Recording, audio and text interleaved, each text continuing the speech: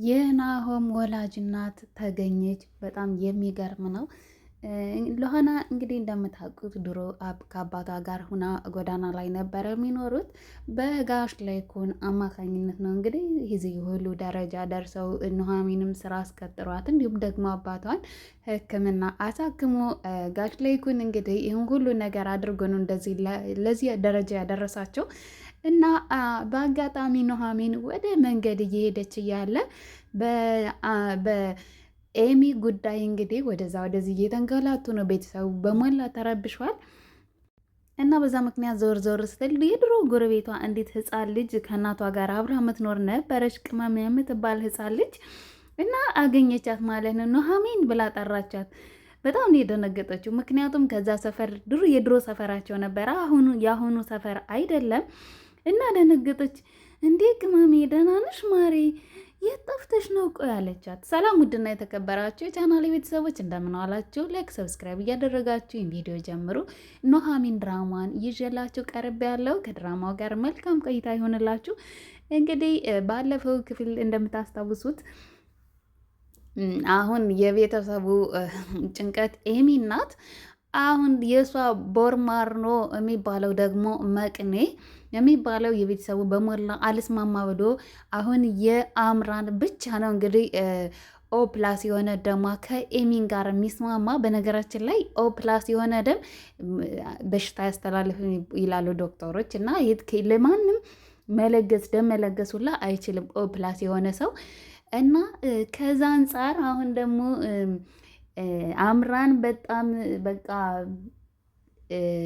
አንዴ አምራን ምን ታደርጋለች? አሁን በኤሚን ጉዳይ ማለት ነው ቤተሰቡን እምስ አድርገዋለች። ለምን አሁን ይሄ መቅኔውን ለመስጠት ዶክተሩም ደግሞ ተጨማሪ ምርመራ ከአንቺ ላይ ማድረግ አለብን ብሏታል።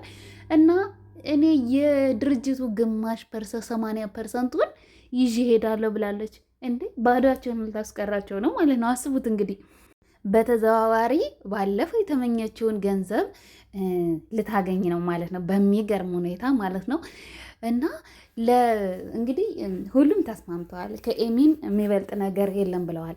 ነገር ግን ዝኑ እስር ቤት ነው ያለችው። እንግዲህ በዳግም አባት ምክንያት የዳግም አባት ቢገኝም እነሱ ከስር ሊፈቱ አልቻሉም።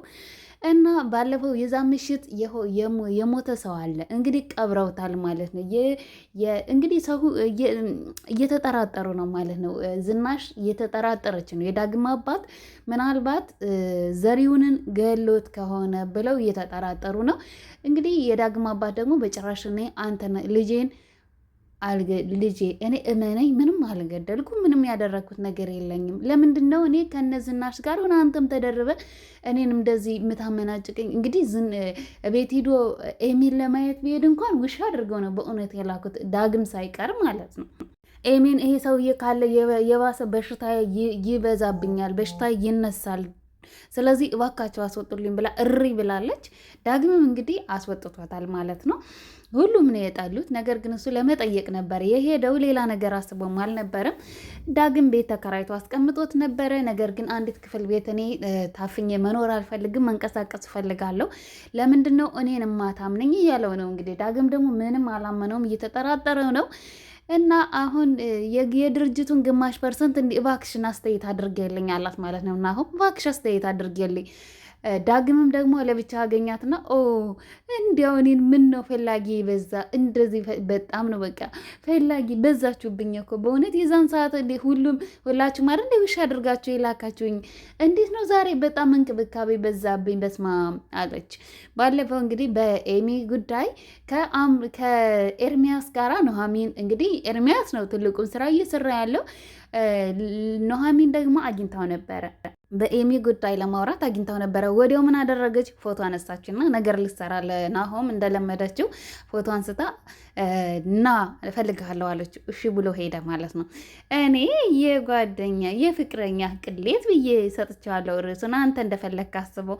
ፎቶ ማንሳት ላይ እንግዲህ ጎበዝ አይደለሁም፣ እስቲ ይህንን ፎቶ አለችና እዛ ሰላም ሲባባሉ ፎቶ አንስታ ለናሆም አሳየችው። እባክሽን አምራን፣ እባክሽን ቢያንስ እንኳን በአሁኑ ሰዓት ቢያንስ እባክሽን እህቴ ታማለች፣ ጭንቀት ላይ ነው ያለሁት፣ እባክሽ ሌላ ነገር ለመስራት አትሞክሪ፣ እባክሽን ከኔና ከኑሐሚን ራስ ላይ እባክሽ በፈጠረሽ አምላክ ውረጅልኝ።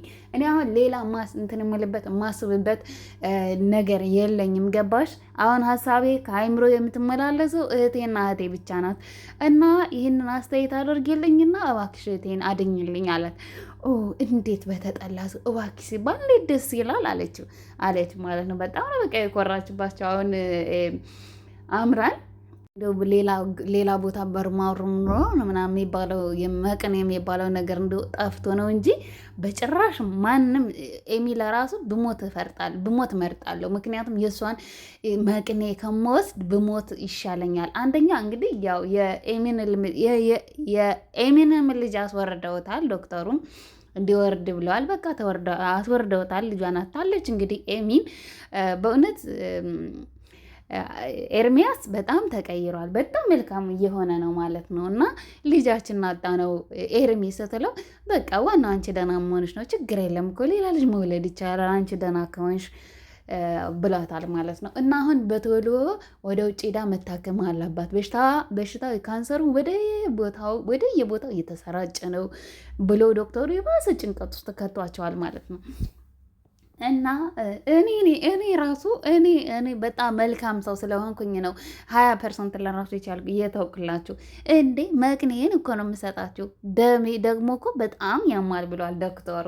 ስለዚህ እስኪ አንተ መልካም ከሆንክ ስንት ጉላሊት፣ አንጀት፣ ጉበት ምናምን የሚፈልገዋል በየሆስፒታሉ። ስለዚህ ሂድና እስኪ ስጣቸው። እንዴት ነው እባክህ አለችው ማለት ነው።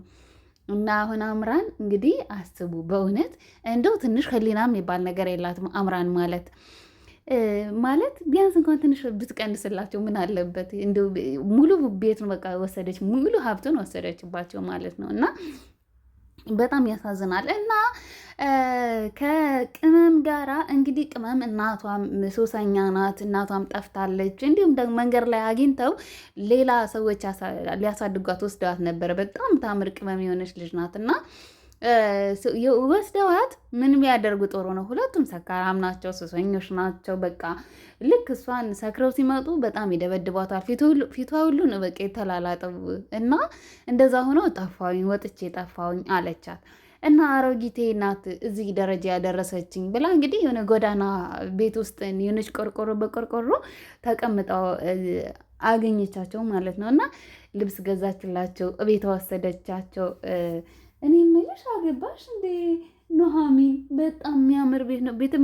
በግል ቤተ መንግስት መግዛት ይቻላል እንዴ ኑሐሚን አለቻት ማለት ነው። ህፃኗ በጣም ነው ደስ የምትለው።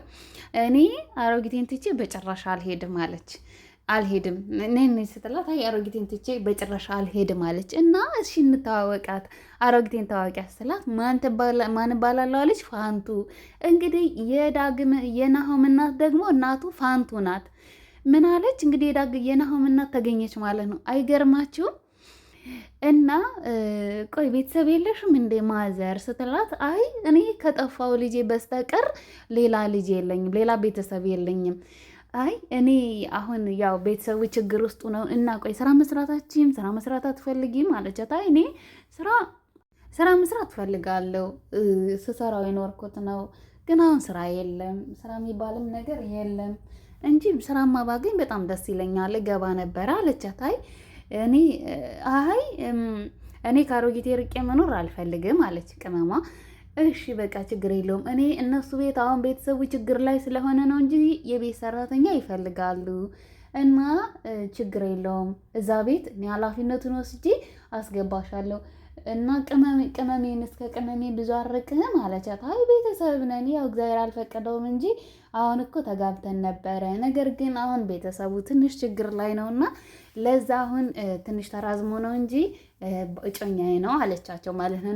ናሆም ደግሞ ተዋወቃት መጥቶ እንግዲህ እናቱ እንደሆነች ገና አላወቀችም። እሱም ደግሞ እናቱ እንደሆነች ልጇ እንደሆነች አላወቅም። እኛ እዚህ ያደረሰን ጋሽ ለይኩን ነው ስትል ማለት ነው ኑሐሚን ለይኩን አለች። እንግዲህ ትዝ አላት ማለት ነው። ለይኩን እንግዲህ ደፍሯት ነው የወለደችው ናሆምን እና አስታወሰችው ማለት ነው። አስታውሰዋለች። ስም ተመሳስሎ ይሆን እንዴ ወይስ እሱ ነው ምናምን አለች። እና አሁን በቤት ሰራተኝነት ሁና ልትገባ ነው ማለት ነው ከነ ናሆም ቤት። በጣም የሚገርም ነው። ኑሐሚን አስገባሻለሁ ብላታለች። ቅመሟ ደግሞ ከነ ኑሐሚን ጋር አብራ ልትኖር ነው ማለት ነው። ልክ ዳግም ሰላም ሲላት ለራሱ በደንብ ነበር የተመለከተችው።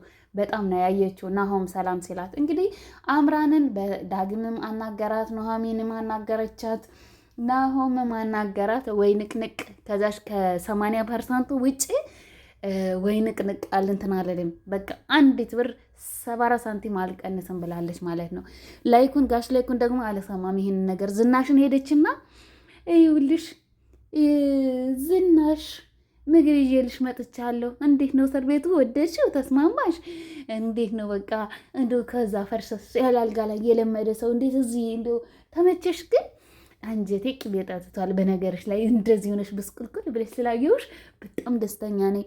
እንዲሁም ደግሞ ባልሽ ደግሞ እዛ እየተሰቃየ እዛ ሲሚንቶ ላይ ያደረ ስላየሁት ደግሞ በጣም ተደስቻለሁ እና ምግብ ይዤልሽ መጥቻለሁ። እስኪ ቆንጆ አድርጌ በመርዝ ቀምሜ ነው ያመጣሁልሽ አለቻት። አስቡ እንግዲህ ብይ እንጂ አይ አመሰግናለሁ አልፈልግም አለቻት። ይኸውልሽ እኔ ቀምሼ ነው ያመጣሁት። በቃ እያፍየዘችባት ማለት ነው።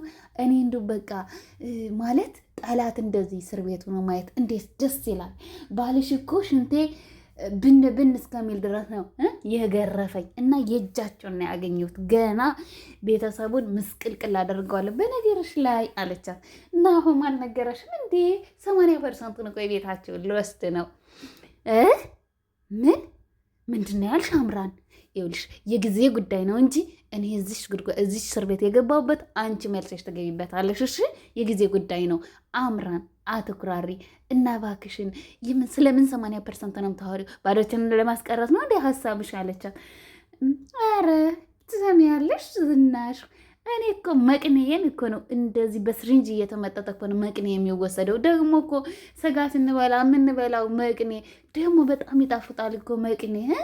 እንዴት ነው እንደዛ በስሪንጅ በመርፌ ተወስዶ እንትኔ መቅኔ እንዴት ብዬ ነው? እንዲያውም ሲያንስብኝ ነው። ይሄንም እኮ እንዲያው እኔ ምስኪኑኝ አስተያየት አድርጌላችሁ ነው እንጂ ለእናንተማ በጣም ሲያንሰኝ ነው ለመቅኔ አለች ማለት ነው።